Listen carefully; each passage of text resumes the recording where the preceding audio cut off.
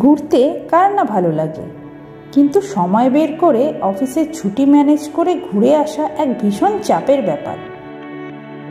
তাই আজ trending travel আপনাদের নিয়ে যাবে এমন এক জায়গায় যেখানে যাওয়ার জন্য আলাদা করে দরকার নেই কোনো এক্সট্রা ছুটির, যেখানে ঘন জঙ্গল মুখরিত হয় পাখির কূজনে।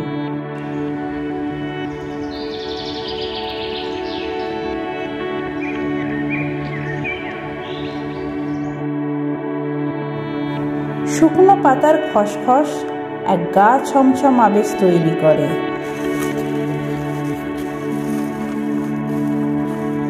শান্ত নদীর বুক চিরে ভেসে বেড়াতে পারেন ইচ্ছা মতো এদিকে ওদিকে।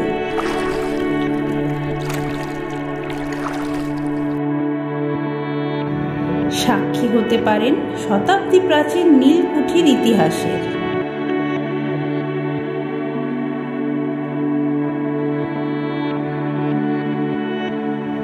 তাহলে চলুন ঘুরে আসি পারমাদন বা বিভূতিভূষণের অভয়ারণ্য।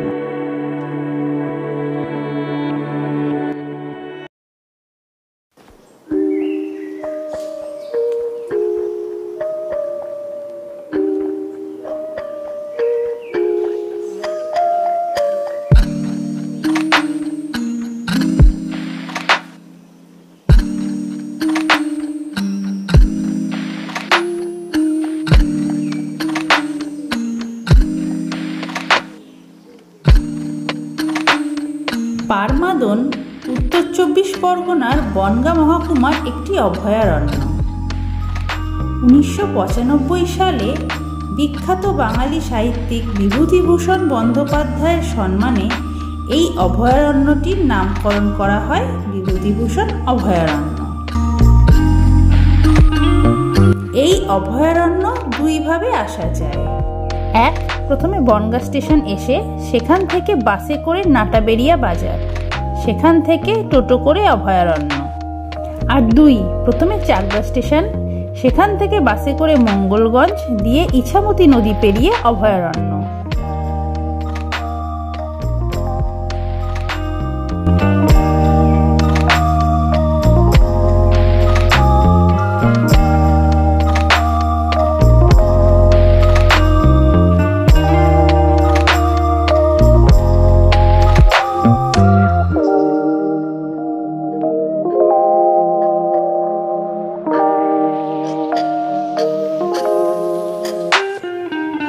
অভয়ারণ্যের প্রবেশ মূল্য জনপ্রতি ১০০ টাকা।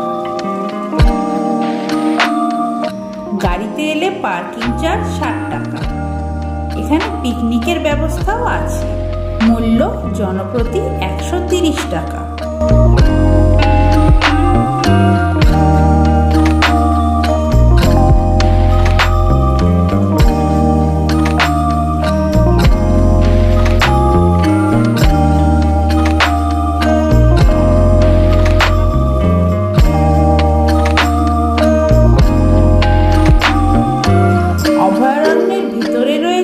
একটি ছোট চিড়িয়াখানা, সেখানে আছে বেশ কিছু চিতল হরিণ, পাখি, ময়ূর, ম্যাকাও এবং প্যারট।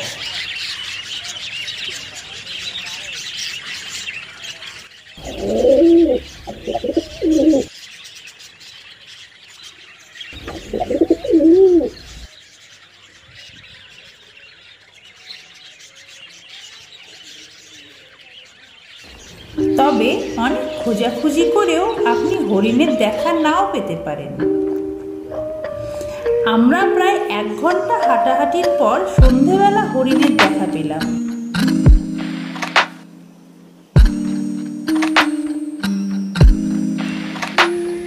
হরিণের দেখা না পেয়ে হতাশ হলেও এখানকার শান্ত পরিবেশে পাখির কলরব আপনাকে মোটেও হতাশ করবে না।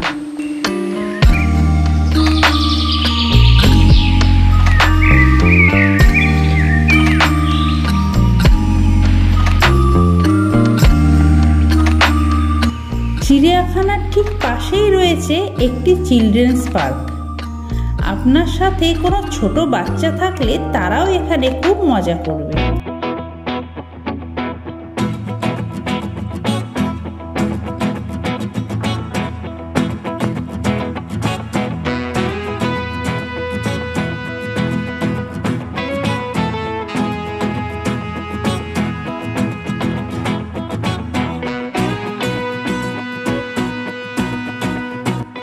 পুরো অভয়ারণ্য হেঁটে ঘুরতে আপনার প্রায় 2 ঘন্টাও সময় লাগবে। বেশ অনেকক্ষণ হাঁটাহাঁটি করে পৌঁছালাম ইছামতি নদীর ধারে।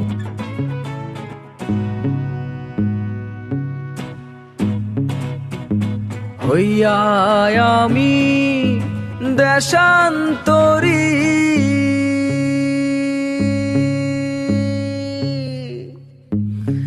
দেশ বিদেশে ভিড়াই তরি রে,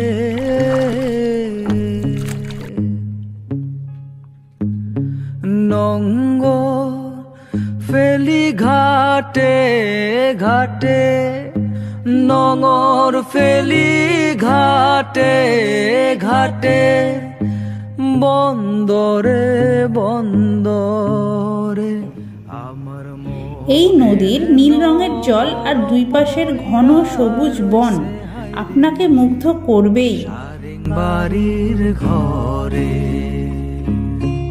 ওরে নীল দরিয়া, আমায় দে রে দে ছাড়িয়া, বন্দি হইয়া মনোয়া পাখি হাইরে কান্দে রইয়া রইয়া, ওরে নীল দরিয়া।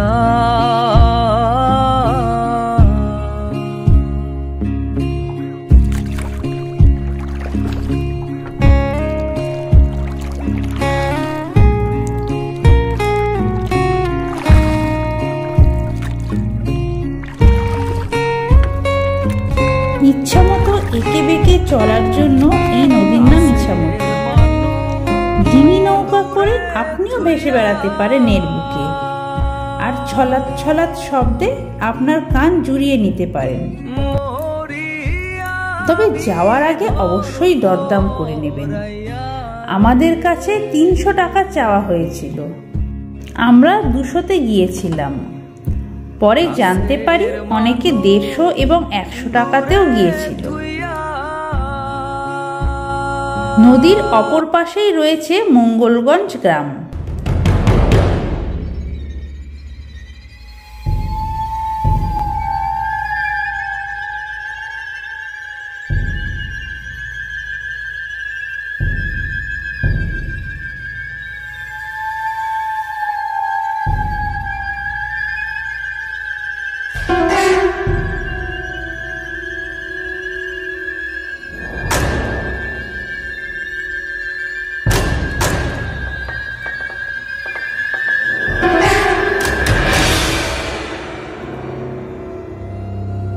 এই গ্রামেই রয়েছে প্রায় 300 বছর পুরানো নীলকুঠি।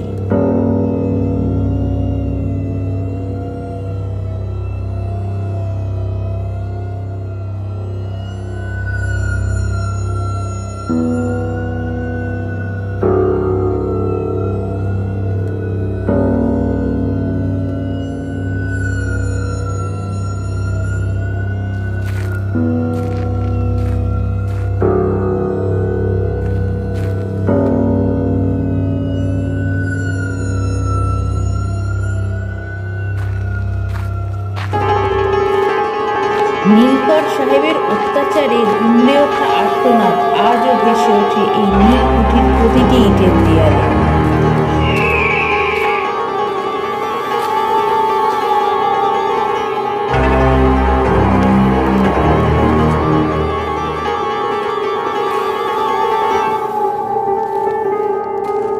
ব্রিটিশ সাহেবের অত্যাচারের হাত থেকে বাঁচতে এক রাতে এই বাংলোর ভিতরে গলা কেটে নীল সাহেবকে হত্যা করা হয়েছিল। তাই এই বাংলোকে কাটা সাহেবের কুঠিও বলা হয়ে থাকে।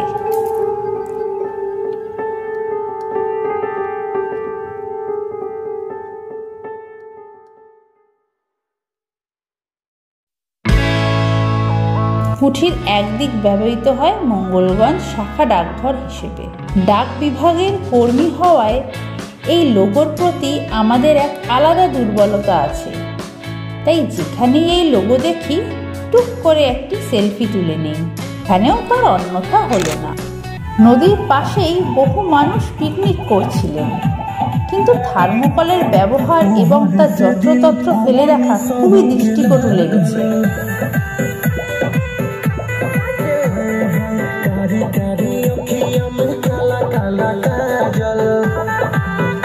আপনারা চাইলে এই অভয়ারণ্যের গেস্ট হাউসেও রাত্রি যাপন করতে পারেন, তবে আগে থেকে বুকিং করে আসতে হবে। বিভূতিভূষণ অভয়ারণ্যে এসে অনেক বন্যপ্রাণী দেখতে পাবেন এই আশা করবেন না। যারা সত্যিকারের প্রকৃতিকে ভালোবাসেন, নানা পাখির কলতান, জঙ্গলের নিস্তব্ধতা, গাছের ফাঁক দিয়ে রোদের আলোর খেলা, বাতাসে মিলে থাকা কচিপাতার ঘ্রাণ, ইছামতি নদীর নীলচে সবুজ জল তাদের মনকে এক প্রশান্তি এনে দেবে। তাই একদিনের ছুটিতে এই ট্যুরটা আপনার নেক্সট ট্রিপ লিস্টে রাখতেই পারেন। খুব সুন্দর একটা দিন কাটিয়ে আমরা রাতের মধ্যে বাড়ি ফিরে এলাম। আমাদের আরও ভিডিও দেখার জন্য ডান দিকে ক্লিক করুন এবং এরকম আরও ভিডিওর সন্ধান পেতে বাম দিকে ক্লিক করে আমাদের চ্যানেলটিকে সাবস্ক্রাইব করে রাখুন। সাথে অবশ্যই আপনার মতামত জানান ও ভালো লাগলে অবশ্যই একটা লাইক করে দিন।